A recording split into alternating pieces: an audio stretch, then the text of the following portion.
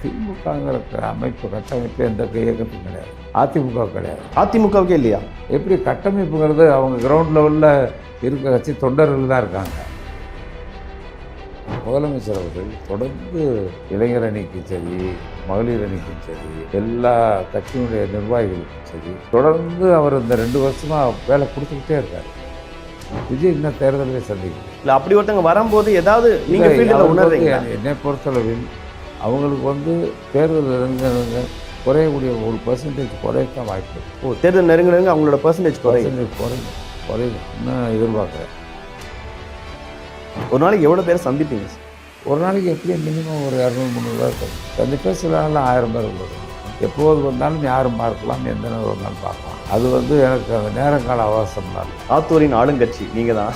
ஆமாம், அது நம்ம அந்த வகையில் எப்பயுமே மக்களோட மக்களாக இருக்கக்கூடிய இயக்கம் திமுக. அதிமுக பிறகு தேர்தலுக்கு வருவாங்க, அப்புறம் மக்களுக்கு எந்த இதுக்கு போய் எதுவும் பேசணும். ஆனால் திமுக தொண்டை எப்படி இருப்பான்னா, ஒரு கிராமத்தில் இருக்கான்னா அந்த கிராமத்துக்கு என்ன வேணும் எது வேணும்னு அதை கோரிக்கை சொல்லிக்கிட்டே இருப்பான். அதை தான் ரெக்கார்ட் பிரேக் பண்ணுறார். நம்மளுடைய முதலமைச்சர் 2வது தடவை வர்றாரு, எழுதி வச்சுக்கோங்க. இந்த தடவை வந்துட்டாருன்னா தொடர்ந்து அவர் தான் கடைசி வரை.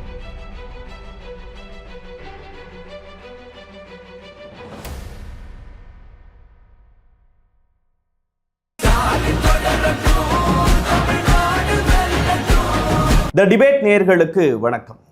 சிறப்பு நேர்காணலில் இன்று நாம் சந்திக்க இருப்பது தமிழ்நாட்டின் மிக முக்கியமான ஆளுமைகளில் ஒருவர், திராவிட முன்னேற்றக் கழகத்தின் துணை பொதுச் செயலாளர், அமைச்சர் திருமிகு ஐ. பெரியசாமி அவர்கள். சார் வணக்கம். சார் வணக்கம். எப்படி இருக்கீங்க சார்? இல்லை சார், ஒரு நீண்ட நெடிய அரசியல் அனுபவத்துக்கு சொந்தக்காரர் நீங்கள் சந்திக்கிற 9வது சட்டப்பேரவை தேர்தல், உங்களுடைய அனுபவத்தில் 2026 தேர்தல் களம் ஏதாவது வித்தியாசமாக இருக்குன்னு நினைக்கிறீங்களா? இல்லை, 26 தேர்தல் களம் ஒன்றும் பெரிய வேறுபாடுகள் இல்லை. என்னென்னா, இந்த தேர்தல் களம் நம்முடைய மாண்புமிகு முதலமைச்சர் தளபதி மு.க. ஸ்டாலின் அவர்கள் அவர் செய்திருக்கிற நல்ல காரியங்கள், தமிழ்நாட்டு மக்களுக்காக நிறைய திட்டங்கள் நிறைவேற்றி மக்களுடைய பேராதரவை பெற்ற ஒரு முதலமைச்சர் என்பதை யாரும் மறுக்க முடியாது.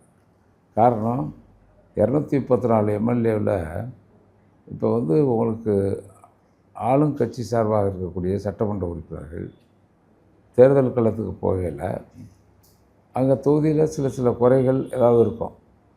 எல்லா இதுவும் செஞ்சாலும் 90% செஞ்சு, ஆமாம், 1-2 இருக்கும். அதை சுட்டி காட்டி கேட்பாங்க, ஏன் அதை செய்யலைன்னு கேட்பாங்க. அந்த நிலைமை இன்றைக்கி இல்லை.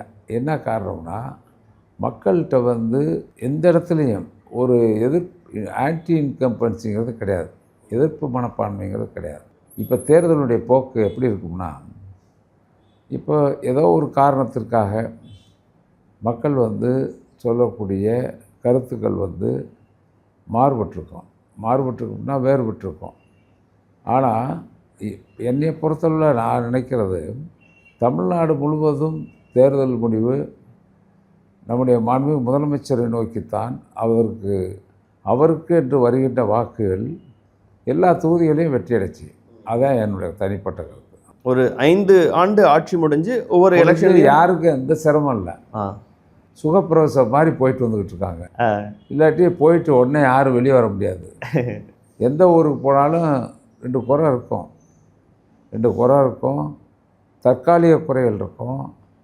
அதாவது ஒரு பேருந்து வரல, பள்ளிக்கூட நேரத்துக்கு வரல, அது எதாக இருக்கும். நம்ம எல்லாம் செஞ்சுருந்தாலும் எல்லா வசதியும் பண்ணி கொடுத்துருந்தாலும் அப்பப்போ இயற்கையே இப்போ மழை பெய்யாமல் இருக்குல்ல 8 மாதம் மழை பெய்ட்டு இயற்கையே நம்மளை ஏமாத்துது. அப்புறம் மனுஷன் தானே, மனுஷன் எவ்வளோ செஞ்சாலும் இயற்கையே ஏமாத்தல. மனுஷன் எவ்வளோ செஞ்சாலும் சின்ன குறை இருக்கும். ஆனால் நிறைய அதிகமாக இருக்கும். நிறை என்பது மக்கள் மனதில் எந்த விதமான எதிர்ப்பலையும் இல்லை. பொதுவாக ஆளுகின்ற அரசுக்கு எதிர்ப்பலை இல்லாமல் இருப்பதற்கு காரணம் முதலமைச்சருடைய சாதனைகள். அதான். கலைஞர் அவர்கள் பற்றி சொல்லும்போது சொல்லுவாங்க, ஒரு மக்கள் ஆரவாரத்திலேயே எதில் உண்மை இருக்குது, எதில் பொய் இருக்குது, இந்த தொகுதியில் நம்ம ஜெயிச்சிட முடியுமா, தோற்ற முடியுமாங்கிறத அவருடைய பல்ஸை, மக்களுடைய ரியாக்ஷன்ஸை வச்சே கண்டுபிடிச்சிருவாங்க. அவருடைய அனுபவம் கிட்டத்தட்ட நீங்களுமே மக்களோட தொடர்ந்து கனெக்டடாக இருக்கிறவங்க. அப்படி மக்கள்கிட்ட போகும்போது என்ன மாதிரி அவங்க ரியாக்ஷன்ஸ்லேருந்து உணர்றீங்க? இல்லை, மக்கள் எப்பயும் போல் இருக்காங்க. ஒன்று அவங்க எந்த விதமான போனோம் வாக்கு கேட்குறோம், அவங்க நம்மகிட்ட இன்னும் நம்ம என்ன நிறைய நம்ம செஞ்சுருக்கோம், இன்னும் செய்யணும்னு எதிர்பார்க்குறாங்க. அதனால் இந்த அரசு வர வேண்டும் என்கிற எண்ணம், மீண்டும் தமிழ்நாட்டின் முதலமைச்சராக 2வது முறையாக தளபதி மு.க. ஸ்டாலின் வர வேண்டும் என்கிற எண்ணம், திமுக அரசு வந்தால்தான் இந்த சாதனைகள் தொடருங்கிற எண்ணம் அழுத்த நிறுத்தமாக இருக்குது மக்கள் மனதில். அதனால் அவங்க தொடர்ந்து நமக்கு கோரிக்கை கொடுத்துக்கிட்டே இருப்பாங்க. யார்கிட்ட கொடுத்தா கோரிக்கை நிறைவேறும் என்பதை மக்கள் புரிந்திருக்கிறார்கள்.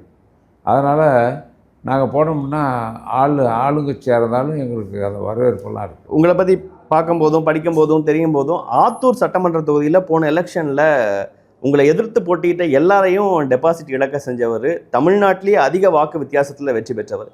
இப்படி ஒரு செல்வாக்கு அது எப்படி நடக்குது? அது மக்களாக பார்த்து போட்ட வாக்குகள் எனக்கு அவ்வளோ கணிக்க முடியல.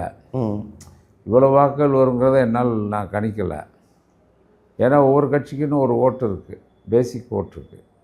அவங்க அந்த கட்சிக்கு தான் போடுவாங்க. திமுகவுக்குன்னா பேசிக்காக அவங்க மாற்றி போட மாட்டாங்க. அதிமுகவுக்குன்னு இருக்குது அந்த குறிப்பிட்ட சதவீதம் அவங்களுக்கு விழுகும். இப்போ புதுசாக வந்த இயக்கங்களுக்கும் புதுசாக இருக்கும். இப்போ இந்த தேர்தலை பொறுத்தவரை இப்போ தாவேக்கான்னு ஒரு கட்சி வந்திருக்கு, யார் விஜய் கட்சி. அது கொஞ்சம் ஓட்டுகளை எப்படி பிரிக்கிறாங்களோ அதுக்கு தகுந்தாப்புல அது தேர்தல் முடி வந்தால் தான் தெரியும். உங்கள் அனுபவத்தில் நீங்கள் எம்ஜிஆர் போன்ற ஒரு ஸ்டார் வரும்போது அந்த ஃபீல்டை பார்த்துருப்பீங்க. அப்படி ஒவ்வொருத்தங்களும் வரும்போது பார்த்தேன். எம்ஜிஆருங்கிறது அரசியல் ரீதியாக வந்தவர், சினிமாவில் மட்டும் நடிக்கலை. ஒரு இயக்கத்திலேருந்து பிரிஞ்சு போய் கட்சி ஆரம்பித்தார். ஒரு பை எலெக்ஷன் சந்தித்தார். அந்த பை எலெக்ஷனில் அவர் கிடைச்ச வெற்றி தான் அவருக்கு 77 தேர்தலுக்கு ஒரு வழியை உருவாக்குச்சு. மீண்டும் ஆட்சிக்கு வருவார் தமிழ்நாட்டில். 73 பார்லிமெண்ட்டு தேர்தல், இடைத்தேர்தல். அது மாதிரி இன்னும் விஜய் இன்னும் தேர்தலே சந்திக்கலையே. இல்லை, அப்படி ஒருத்தங்க வரும்போது ஏதாவது நீங்கள் ஃபீல்டில் உணர்றீங்க? என்னை பொறுத்தளவில் நான் நினைக்கிறேன் அவங்களுக்கு தேர்தல் குறையக்கூடிய ஒரு பெர்சன்டேஜ் குறையத்தான் வாய்ப்பு இருக்குது. தேர்தல் நெருங்க அவங்களோட பெர்சன்டேஜ் குறையும் இன்னும் எதிர்பார்க்குறேன். எதன் அடிப்படையில் சார்? போட்டிருந்தது வேறு, இப்போ இவ்வளோ வரும்னு போட்டிருந்தாங்க ஏதோ ஒரு கணக்கு எடுத்து. இப்போ இதனுடைய அடிப்படையில்னா அவங்களால அவங்க இனம் செய்ய போகிறதில்லை, அவங்க வெற்றி பெற போகிறதில்லைங்கிறது மக்கள் உறுதியாக நம்பியிருக்காங்க. அவங்களுக்கே நம்பிக்கை இல்லை, அந்த கட்சிக்காரவங்களுக்கு நம்பிக்கை இல்லை, கட்சிக்காரவங்கள ஃபேன்ஸுக்கு நம்பிக்கை இல்லை, ஆட்சி வருங்கிற நம்பிக்கை இல்லை. அப்படி இருக்கையில் அந்த வாக்கு எப்படி அங்கே போய் முழுமையாக சேருங்கிறது எனக்கு சந்தேகம். இல்லை, இளைஞர்கள் வாக்க, பெண்கள் வாக்கு அவர் பக்கம் ஷிஃப்ட் ஆக வாய்ப்பு இருக்குது. நிறைய பெண் ரசிகர்கள், இளைஞர்கள் அவருக்கு ரசிகர்களாக இருக்கிறாங்க. ஒவ்வொரு இடமும் கூட்டம், இப்படியான கூட்டங்கள்லாம் நீங்கள் உங்களுடைய அனுபவத்தில் பார்த்துருக்கீங்களா? அதை வெற்றி நிர்ணயிக்க முடியாது. அது ஒரு குறிப்பிட்டவங்க தானா அதுக்கு. ஏன்னா நீங்கள் கணக்கு பார்த்தீங்கன்னா 80+ங்கிறது இப்போ 80க்கு மேலே 85க்கு மேலே ஓட்டு போடுறாங்க, தபால் ஓட்டு. ஒரு தொகுதிக்கு 5000 ஓட்டு இருக்குது. அது மாதிரி அவங்க அந்த ஃபஸ்ட்டு ஓட்டுங்கிறது அவ்வளோதானே இருப்பாங்க. ஒரு 10,000 ஓட்டு இருப்பாங்க. அதில் ஒரு 100னா இதில் ஒரு 50% இருக்குது. அப்போ ஒட்டு மொத்தத்தில் பார்க்கையில் நீங்கள் அது ஒன்றும் அவங்களுக்கு பெருசாக கை கொடுத்துறாது. இந்த ஃபஸ்ட் ஓட்டெலாம் கை கொடுத்துறாது. அதில் திமுக குடும்பமும் வருது, எல்லா கட்சி குடும்பத்தினுடைய பிள்ளைகள் இருக்குது. அப்படி இருக்கையில் பூரா ஓட்டு போயிடும்னு கணக்கு போட முடியாது. பல இயக்கங்கள் இருக்குது. நம்மளோட கூட்டணி இயக்கங்களே 8 இயக்கம் இருக்குது. அப்படி இருக்கையில் அதெல்லாம் இப்போ நம்ம அதை வச்சு கணிக்க முடியாது. ஓகே சார், திமுகவோட துணை பொதுச் செயலாளருங்கிற இருக்கையில் அமர்ந்திருக்கிறவர் நீங்கள். இந்த திமுக துணை பொதுச் செயலாளராக திராவிட முன்னேற்றக் கழகம்ங்கிற கட்சி இந்த தேர்தலில் எவ்வளோ பலமாக இருக்குது? இந்த கட்சியோட கட்டமைப்பு இதோட காம்பீட் பண்ணுற அளவுக்கு மற்ற கட்சிகள் இருக்கிறாங்களா? அதை பற்றி சொல்லுங்களேன். திமுகங்கிற கட்டமைப்பு எந்த இயக்கத்துக்கும் கிடையாது, அதிமுக கிடையாது. அதிமுகவுக்கே இல்லையா? எப்படி கட்டமைப்புங்கிறது அவங்க கிரவுண்ட் லெவலில் இருக்க கட்சி தொண்டர்கள் தான் இருக்காங்க. அது கூட கொஞ்சம் பேர்லாம் பிரிஞ்சு போயிட்டாங்க. உடைஞ்சு போயிட்டாங்க. அவங்களுக்கு ஒரு பெரிய கட்டுக்கோப்பாக இல்லை, அது பல வாரியாக பிரிஞ்சிருக்கு. ஒரு பெரிய அதுக்கு வந்து இப்போ கூடுதல் வரல, அதாவது இன்க்ரீஸ் ஆகலை. காரணம் அவங்களுக்கே ஒரு தன்னம்பிக்கை இல்லை, அந்த இயக்க தோழர்களுக்கே தன்னம்பிக்கை இல்லை. அதிமுக தோழர்களுக்கு தன்னம்பிக்கை கிடையாது. என்ன காரணம்னா அவங்களுக்கு வந்து இப்போ வந்து நிற்கிறதே வந்து அவங்க ஏதோ கூட்டணி கட்சி ஏதோ ஒன்று நம்பி நிற்கிறாங்க. எலெக்ஷனில் எதை நம்பி நிற்கிறாங்கன்னு எனக்கு தெரியல. அவங்களுடைய இயக்கம் அந்தளவுக்கு பெரிய உறுதியாக இல்லை. அவ்வளவு பெர்சன்டேஜ்லாம் வர்றதுக்கு வாய்ப்பு இல்லை. நீங்கள் ஏதாவது ஒரு இடத்துக்கு பிரச்சாரத்துக்கு போகிறதுக்கு முன்னாடியோ இல்லை உங்கள் தலைவர்கள் பிரச்சாரத்திற்கு வருவதற்கு முன்பாகவோ உங்களோட கட்சி வந்து பயங்கர ஸ்ட்ராங்காக அங்கே ஒர்க் பண்ணுறதா இருக்கலாம். இல்லை நீங்கள் ஒரு பக்கம் பிரச்சாரத்துக்கு போகும்போது கட்சி சார்ந்த உங்களுடைய பகுதி செயலாளர், வட்ட செயலாளர், இன்னொரு பக்கம் திமுகவுக்காக உதயசூரியனுக்காக ஓட்டு கேட்டு போகிறாங்க. இப்படி ஒரு ஸ்ட்ரக்சர் இருக்குல்ல, அந்த ஸ்ட்ரக்சர் பற்றி தெரிஞ்சுக்கணும்னு கேட்குறேன் சார். அது ஒரு லெசனாக இருக்கும் நீங்கள் சொல்லும் போது திமுகங்கிற கட்சியோட கட்டமைப்பை பற்றி. முதலமைச்சர் அவர்கள் தொடர்ந்து இளைஞர் அணிக்கும் சரி, மகளிர் அணிக்கும் சரி, எல்லா கட்சியினுடைய நிர்வாகிகளுக்கும் சரி, தொடர்ந்து அவர் இந்த 2 வருஷமாக வேலை கொடுத்துக்கிட்டே இருக்கார். அவர் வந்து இடைவிடாமல் அவங்களுக்கு பணி கொடுத்துக்கிட்டே இருக்கார். அவங்கள வந்து கூறுதிட்டார். தேர்தலுக்கு முன்னாடி அவங்கள வேலை செய்ய நல்லா பழக்கி வச்சுட்டார். தேர்தலுக்கு போகிறது மாதிரி இயக்கம் திமுக இல்லை. எப்பயுமே மக்களோட மக்களாக இருக்கக்கூடிய இயக்கம் திமுக. அதிமுக பிறகு தான் தேர்தலுக்கு தான் வருவாங்க. அப்புறம் மக்களுக்கு எந்த இதுக்கு போய் எதுவும் பேச மாட்டாங்க. ஆனால் திமுக தொண்டை எப்படி இருப்பான்னா, ஒரு கிராமத்தில் இருக்கான்னா அந்த கிராமத்துக்கு என்ன வேணும் எது வேணும்னு அவன் கோரிக்கை சொல்லிக்கிட்டே இருப்பான். மக்கள் சார்ந்த பிரச்சனைகளை சொல்லுவான். அதை நம்ம உடனே செஞ்சு கொடுப்போம். அப்போ அந்த மக்கள் வந்து நம்ம மேலே அபிமானமாக இருப்பாங்க. அது திமுகவுடைய வரலாறு. திமுகவுடைய வரலாறு சர்வீஸ்னு ஒன்று இருக்குது, சேவை மனப்பான்மைன்னு ஒன்று இருக்குது. அதிமுகவில் அவ்வளோ சேவை செய்யக்கூடியவர் எங்கேயோ ஒன்று தான் இருப்பாங்க. பரவலாக இருக்க வாய்ப்பு இல்லை. ஆனால் திமுகவை பொறுத்தவரை எல்லா இடமும் பரவலாக நல்லா சர்வீஸ்.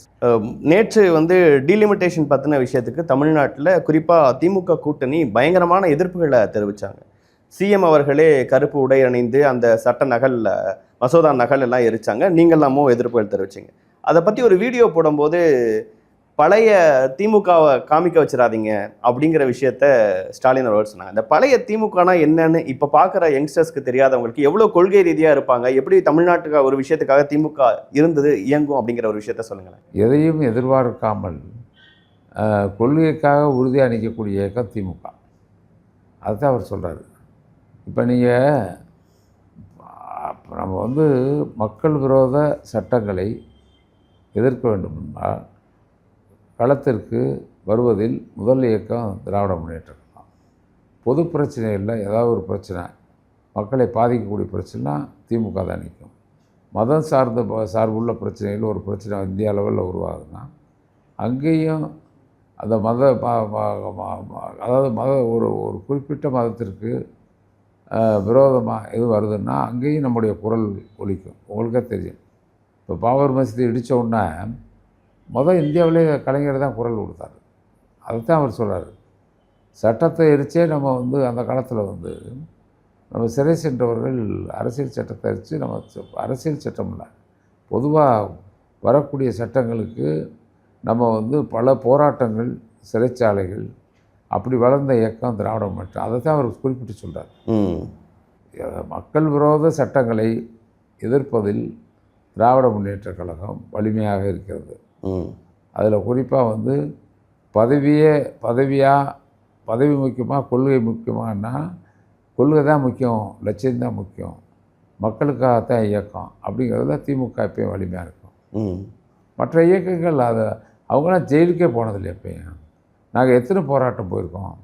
இப்போ பழைய மாதிரி இருக்க சொல்கிறீங்களான்னு கேட்டிங்கன்னா, இப்போ விலைவாசி ஏறிடுது, ஏதாவது ஒரு பிரச்சனை வந்துடுது, மும்முனை போராட்டமும் நடத்துவோம்.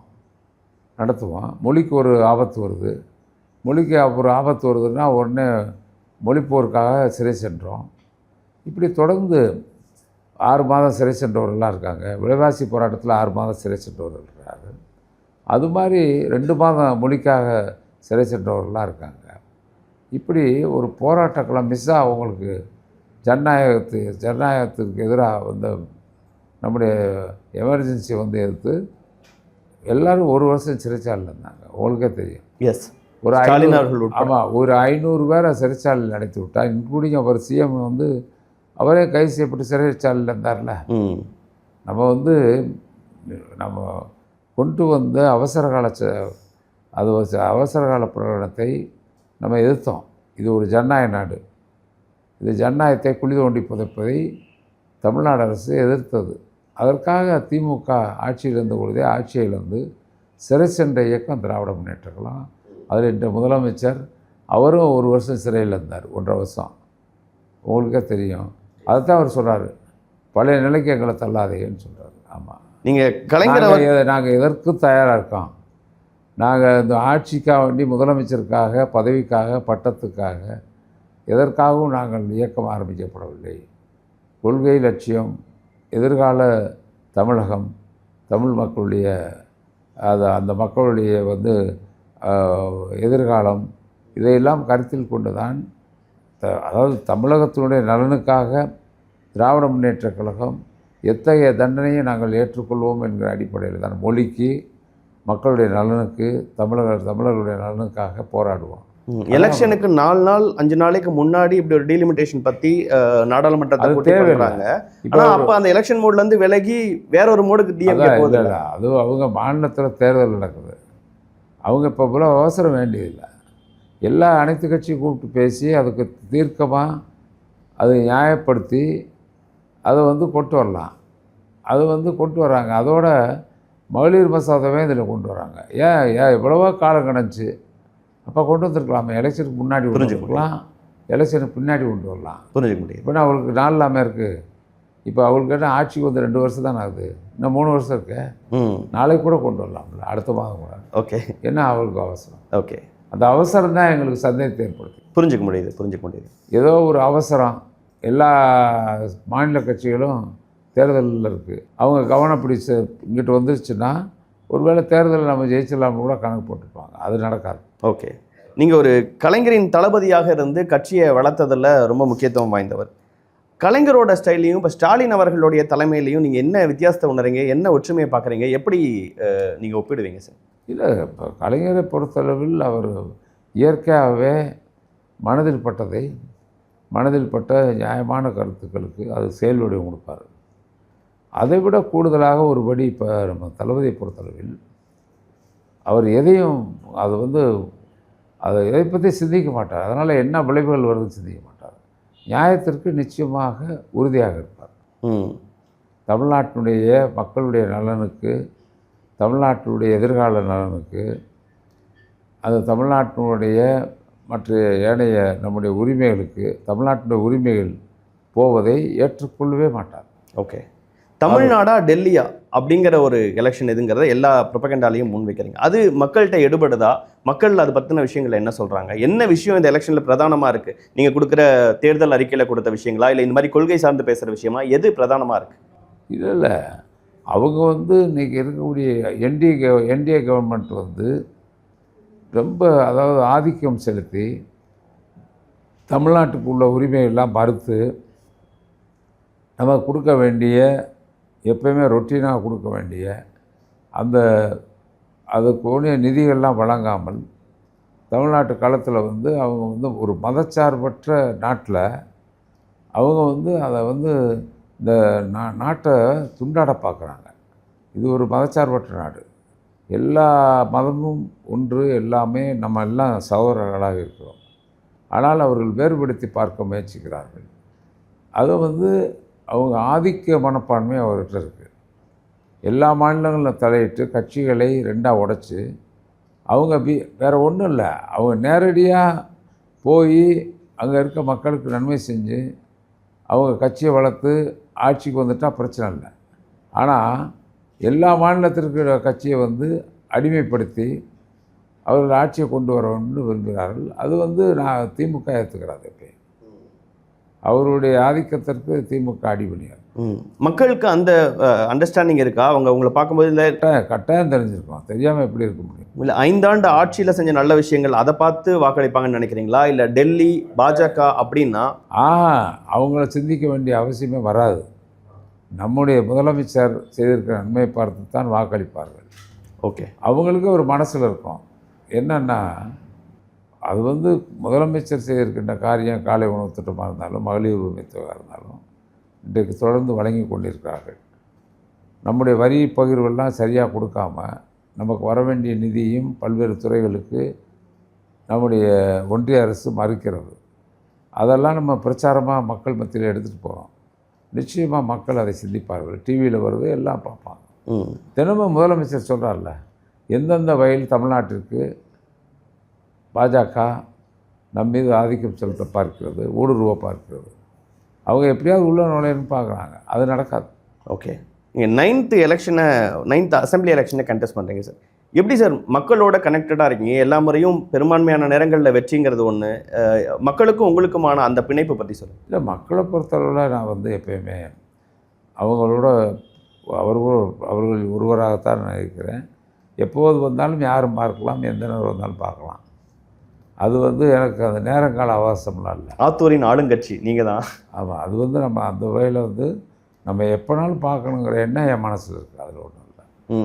அவங்க கேட்குறாங்க, கேட்குற உதவி செய்வதற்கு எவ்வளோ முடியுமோ அதை செஞ்சு கொடுக்கணும், அவ்வளோதான். எலெக்ஷனில் ஒரு கேம்பெயினுக்கு போகணுன்னா ஒரு ரெஸ்ட்டு தேவைப்படுது. ஒரு நாள் பிரச்சாரம் பண்ணாங்கன்னா ஒரு 3-4 நாள் ஃப்ரீயாக இருக்கிறாங்க. அப்புறம் வந்து ஒரு அவங்களுக்கு கம்ஃபர்டபுளான ஒரு 10 minutes 15 minutes பேசிட்டு போயிட்டு இருக்காங்க. ஆனால் தொடர்ந்து உழைச்சிக்கிட்டே இருக்கீங்கல்ல, அந்த உழைப்புங்கிற விஷயம் எப்படி முக்கியமாக இருக்குங்கிறது இப்போ வந்து ரொம்ப முக்கியமான நேரம் 11th hour.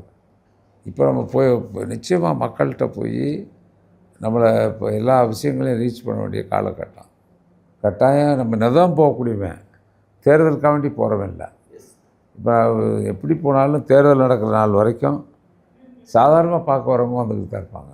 ஏதாவது ஒரு உதவினா வந்துக்கிட்டு தான் இருப்பாங்க. காலையில் எழுந்திரிச்சு நான் வெளியேறையில் ஒரு 50 பேர் 100 பேரை பார்த்தேன். வெளியே ஒரு நாளைக்கு எவ்வளோ பேர் சந்திப்பீங்க சார்? ஒரு நாளைக்கு எப்படியும் மினிமம் ஒரு 200-300 பேர் சந்திப்பேன். சில நாளில் 1000 பேரை கூட சந்திப்பேன். அது சொல்ல முடியாது, கணக்கிட்டு சொல்ல முடியாது. தொடர்ச்சியாக ராத்திரி 11 மணி 12 மணிக்கு வருவாங்க, பார்ப்பேன். பார்த்துட்டு 12 மணிக்கு தான் படுப்பேன். இப்போது அமைச்சராக சட்டமன்ற உறுப்பினராக நான் செஞ்ச விஷயங்கள் எனக்கு ரொம்ப மனநிறைவாக இருக்குது, இந்த 5 ஆண்டு பீரியடில் நான் செஞ்ச விஷயங்கள் அப்படின்னு நீங்கள் குறிப்பிட்டு சொல்லணுன்னா என்னென்ன விஷயங்கள்லாம் சொல்லுங்கள்? இல்லை, இப்போ என்னை பொறுத்தளவில் எல்லா திட்டங்களுமே மிக சிறப்பாக மக்களை சென்றடைந்திருக்கிறது. அது வந்து குறிப்பாக வந்து நீங்கள் பார்த்தீங்கன்னா முதலமைச்சர் கிராம சாலை திட்டங்கிறத இன்றைக்கி கிராமங்கள் இன்றைக்கி மகிழ்ச்சியாக இருக்கிறார்கள். கிராமங்களை பூரா இணைச்சிட்டோம். தமிழ்நாட்டில் 20-24 கிலோமீட்டர் சாலைகள் அமைத்து கிராமங்கள் ஓரளவுக்கு இணைக்கப்பட்டு விட்டது. இன்னும் ஒரு 2 வருஷத்தில், நான் 3 வருஷம் தான் இருந்திருக்கேன் ஊரக வளர்ச்சித்துறை அமைச்சராக. 3 வருஷத்தில் கிராமங்களை இணைச்சாச்சு, 2.25 வருஷத்தில். இன்னும் 1 வருஷமோ 1.5 வருஷம் போச்சுன்னா நிச்சயமாக அனைத்து கிராமங்களும் இணைக்கப்பட்டுரும். இன்னும் ஒரு 26 கிலோமீட்டர் போட்டோம்னா முழுமையாக இணைக்கப்பட்டு விடும். அதில் நல்ல திட்டம் கலைஞர் கனவெல்லாம் யார் வீடு கட்டாலும் கொடுப்போம். ஒரு முன்னாடிலாம் வந்து அதுக்கு சில ரெஸ்ட்ரிக்ஷன்னா இப்போ வந்து தேவேந்திர வேளாளர் உள்ள மக்களுக்கு வீடு ஒதுக்கீடு கொடுப்போம், அப்படித்தான் இருக்கும். இப்போ வந்து ஒரு அவங்க ஏடிஎம்கே ஆட்சியில் வீடு கொண்டு வந்தாங்க, பசுமை வீடுங்க. அந்த வீடெல்லாம் சும்மா ஒரு யூனியனுக்கு 200 வீடு 300 வீடு இப்படி தான் கொடுத்தாங்க. தலைவர் அப்படி கொடுக்கல, முதலமைச்சர் எவ்வளோ நாள் கொடுங்க, தேவைக்கு கொடுங்கன்ட்டார். இப்போ 3 லட்சம் வீடு வரைக்கும் கொடுத்துட்டோம். 2 லட்சம் வீடு கட்டி முடித்தாச்சு. இப்போ இன்னும் 1 லட்சம் வீடு இப்போ எல்லாத்துக்கும் ஒதுக்கீடு செஞ்சிட்டோம். இப்போ எல்லாம் பணி துவங்கி ஃபவுண்டேஷன் போட்டாங்க. அந்த முதல் தவணை வர்றதுக்கு காத்திருக்காங்க. எலெக்ஷன் வந்துருச்சு. அநேகமாக இன்னும் 24ஆம் தேதியிலேருந்து அவங்களுக்கு பணம் போக ஆரம்பிச்சுட்டு கட்ட ஆரம்பிச்சிடுவாங்க. சட்டமன்ற உறுப்பினராக உங்கள் தொகுதிக்கு தொடர்ந்து உங்களே தேர்ந்தெடுக்கிற ஒரு மக்களாக இருக்கிறாங்க. அடுத்து மறுபடியும் நீங்கள் அந்த தொகுதியில் தான் நிற்கிறீங்க. ஸோ என்ன செஞ்சுருக்கேங்கிற ஒரு சாட்டிஸ்ஃபைடான விஷயம். மறுபடியும் சட்டமன்ற உறுப்பினர் கனவுகள் அப்படின்னா, அதாவது வந்து தமிழ்நாட்டிலே இல்லாத அளவுக்கு கூட்டுறவுத்துறையின் மூலமாக ஒரு அரசு கலை அறிவியல் கல்லூரி இந்த ஆண்டு இப்போ இந்த 5 ஆண்டுகளில் மிக சிறப்பாக செஞ்சு அது கிட்டத்தட்ட 75-80 கோடி ரூபாயில் மிக அருமையான கல்லூரி. ஒரு வந்து லண்டனில் கூட அப்படி கல்லூரியை பார்க்க முடியும். ஆத்தூரில் இருக்குது. ஆமாம், ஆத்தூரில் இருக்குது. ஆத்தூர் கிராமம் அதில் இருக்குது. ஓகே. இப்போ வந்து நம்ம கோர்ட்டு கொண்டு வந்தோம்னா கோர்ட்டு பில்டிங்லாம் வரப்போகுது, டிப்போ வரப்போகுது, எல்லாம் அந்த பணிகள் துவங்குற நேரத்தில் இப்போ எலெக்ஷன் வந்துச்சு. இப்போ இன்னொன்று வந்து இன்னும் ரெடியாசத்தில் ஒரு arts college, government arts college கட்டி திறந்தாச்சு. இப்போ என்னென்னா கல்லூரிங்கிறது வெளியூருக்கு போக வேண்டிய அவசியமே இல்லை. ஓகே. ஏன் தொகுதி மட்டும் இல்லை, இப்போ எல்லா தொகுதியில் இருக்கவங்களும் வர்றாங்க. நகரங்களை நோக்கி நகர அவசியம் இல்லை. வீட்டிலேருந்து வந்து படிக்கிற வாய்ப்பை உருவாக்கியிருக்கான். அதான் ஒரு பெரிய விஷயம். இப்போ வேலை வாய்ப்புக்கும் ஒரு இது கொண்டு வந்துட்டேன். முதலமைச்சர் அன்றைக்கி சொன்னேன். டைடல் பார்க் உடனே எல்காட்டில் சொல்லி கொடுக்க சொல்லிட்டார் திண்டுக்கலுக்கு, மினி டைடல் பார்க்கு. இப்போ நம்ம தொகுதியில் இடமும் நாங்கள் எல்காட்டுக்கு கொடுத்துட்டோம். இப்போ எல்காட் வரப்போகுது, ஜூனுக்கு முன்னாடி எல்காட் வரப்போகுது. இங்கே இது வரப்போகுது, டைடல் பார்க் வரப்போகுது, மினி டைடல் பார்க் வரப்போகுது. இதெல்லாம் ஒரு சிறப்பான அம்சம், வேலைவாய்ப்புக்கு ஒரு சிறப்பான அம்சம்.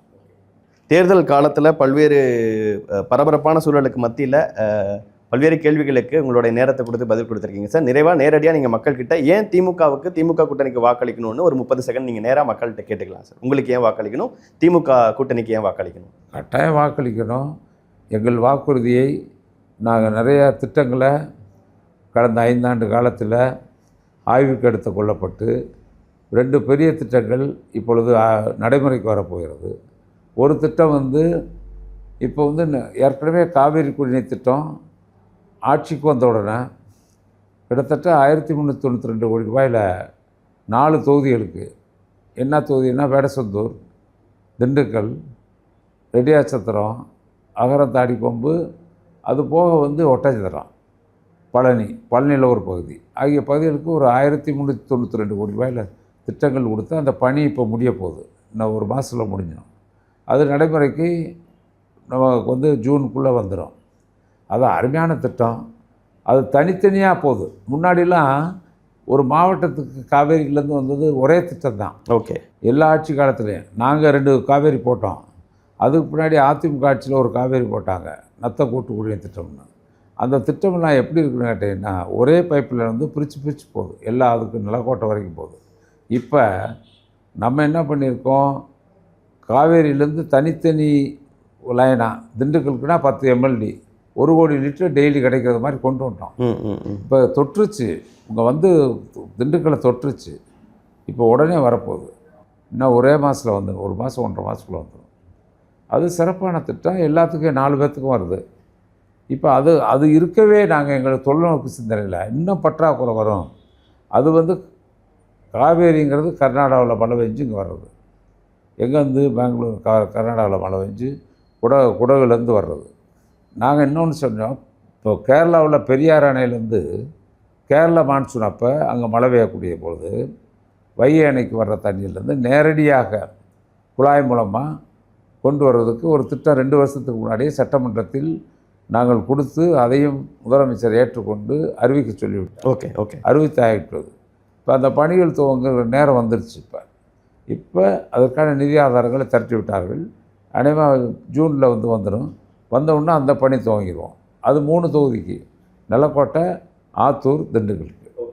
இப்படி தொலைநோக்கு பார்வையில் நாங்கள் எப்பொழுதும் ஒரு திட்டத்தை எடுத்துக்கொண்டே இருப்போம். இதை விட ரொம்ப முக்கியமாக ஒரு மிகப்பெரிய திட்டத்தை எடுத்திருக்கோம். காவேரியில் வெள்ளம் வந்து கடலில் கலக்குது. பத்திரிக்கையில் படிக்கிறோம், பூரா வெள்ளம் எத்தனாயிரம் லட்சக்கணக்கான கியூசெக்ஸ் கடலுக்கு போயிட்டுருக்கு. அதாவது வந்து நாளில் 1 பங்கு தண்ணீர் கூட விவசாயத்திற்கு நாம் உபயோகப்படுத்த முடியாத நிலை இருக்குது. கரெக்டாக 30% நான் பயன்படுத்துகிறோம், பாக்கி 70% கடலுக்கு போகுது. அதை தேக்கி வைக்கணும்னு எல்லா அரசியல் கட்சிகளும் சொல்லுது. நாங்கள் அப்படி சொல்லலை. நாங்கள் என்ன சொல்கிறோம், நீரேற்று பாசனம் மூலமாக வெள்ளம் வருது, வெள்ளம் வந்து கரைபுரண்டு ஓடுது கடலுக்கு. அந்த வெள்ளம் வருகின்ற காலத்தில் நீரேற்று பாசனம் மூலமாக திண்டுக்கல் மாவட்டம் ஒரு வறட்சியான மாவட்டம். ஒட்டுமொத்த மாவட்டத்திற்கும் 7 தொகுதிக்கும் எங்கெங்கே வறட்சியாக இருக்க குளங்கள் அத்தனை குளங்களையும் கணக்கெடுத்து அதுக்கு முதலமைச்சர்கிட்ட ஒரு ஆய்வு பண்ண சொன்னோம் 2 வருஷத்துக்கு முன்னாடி. அவர் ஒரு ஆய்வு 1 கோடி ரூபா பணம் கொடுத்து ஆய்வறிக்கை தயாரிக்கப்பட்டிருக்கிறது. அதனுடைய மதிப்பீடு வந்து 4500 கோடியில் மதிப்பீடு தயார் செய்யப்பட்டிருக்கிறது. இப்போ ஆட்சிக்கு வந்த உடனே நாங்கள் 2 பைப் லைனில் இருக்குது. ஒன்று 700 கோடியில் நம்முடைய வைகை அணையிலேருந்து நேரடியாக தண்ணீர் நிலக்கோட்டை, ஆத்தூர், திண்டுக்கல் வரப்போகுது. இன்னொன்று குளங்களுக்கு தண்ணீர் வருகிற திட்டத்தை வந்தவுடனே முதலமைச்சர் தான் 2வது முறையாக முதலமைச்சராக தொடரப்போகிறார். அவரிடத்தில் வலியுறுத்தி உடனே அந்த திட்டத்தை எப்படியோ நிதியை பெற்று உடனே அந்த திட்டத்தை நிறைவேற்றினால் இந்த மாவட்டம் அதாவது செல்வச் செழிப்பான மாவட்டமாக, விவசாயிகளுடைய மனம் குளிர்கிற மாவட்டமாக, எதிர்காலத்தில் எதுவுமே செய்ய வேண்டியதில்லை. ஒரு முறை குளத்தை நிரப்புவதற்கு தண்ணீர் கொண்டு வந்து விட்டால் வரலாற்றில் மக்கள் நினைத்து கொண்டே இருப்பார்கள். அதே எப்படி நீங்கள் உணவு பாருங்கள், அதாவது ஒரு முறை சொல்வார்கள், மதிய உணவு திட்டம் என்றால் பெருந்தலைவர் காமராஜன் சொல்லுவாங்க. சத்துணவு திட்டம்னா எம்ஜிஆர் அதுக்கு பேர் வச்சார். கலைஞர் அதுக்கு முட்டை கொடுத்து உண்மையான சத்துணவாக்கினார். ஆனால் எம்ஜிஆர் சத்துணவு திட்டம் தான் சொல்லுவாங்க. இப்போ காலை உணவு திட்டம் என்றால் முதலமைச்சர் தளபதி ஸ்டாலினுடைய திட்டம் என்று தான் இனி வரலாறு சொல்லப் போகிறது. அதை மக்கள் நல்லா வரவேற்காங்க. யாருமே பையங்களை காலையில் அவனுக்கு ஒரு சாப்பாடு கொடுத்து அனுப்பணுங்கிற ரிஸ்க்கெல்லாம் போயிட்டாங்க. புரிஞ்சுக்க முடியுது. பசங்க எந்திரிக்கிறாங்க, குளிக்கிறாங்க, ஸ்கூலுக்கு போகிறாங்க, சாப்பிட்றதுக்கு அங்கே போகிறாங்க. ஒன்று அம்மாவை கேட்க வேண்டியது, அப்பாவை கேட்க வேண்டியது, நேராக ஸ்கூலில் போய் சாப்பிட்டு ஜம்முன்னு படிச்சுட்டு சாயந்தரம் வர்றாங்க. ஆக மொத்தம் மதிய சாப்பாடு அங்கே கிடச்சிருது. இப்போ 8வது வரைக்கும் நீடிச்சிட்டாங்க. இனிமேல் சாப்பாடும் கொடுக்குறாரு, நல்ல கல்வியும் கொடுக்குறாரு. அதுலேயும் ஸ்கூலுக்கெல்லாம் ஸ்மார்ட் போர்டு கிளாஸு எல்லாமே கொண்டு வந்துக்கிட்டு இருக்காங்க. Smart classes. அவன் ஸ்மார்ட் கிளாஸஸ் வந்துகிட்ருக்கு. புதிய புதிய பள்ளிக்கூடங்கள்லாம் கட்டிட்டோம். ஆரம்ப நடுநிலைப் பள்ளிகள் எக்கச்சக்கமாக கட்டிட்டோம். இப்போ அரசு உயர்நிலைப் பள்ளிகளும் மேல்நிலைப் பள்ளியும் முழுசாக ஆயிடுச்சு.